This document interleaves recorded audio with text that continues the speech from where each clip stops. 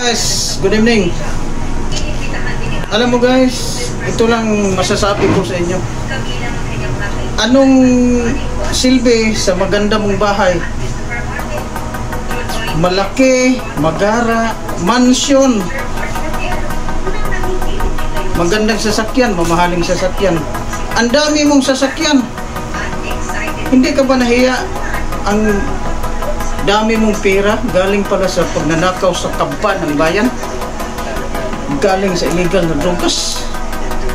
Mag-isip-isip ka, dahil tumatanda ka na. Lahat tayo namamatay. Yung pera mo, hindi yan madadala sa hukay.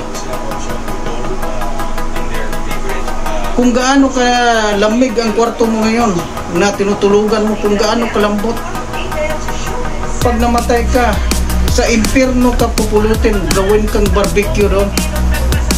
Kaya mag-isip-isip ka na. Tumatakbo ka lang sa politika para magnakaw sa pira ng gobyerno.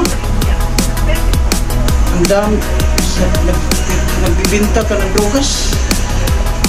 Ang daming biniktima. Tingnan mo ngayon sa mga balita, kahit mga bata ginagahasa dahil sa drogas. Tapos ngayon, yan yung pinipili mo.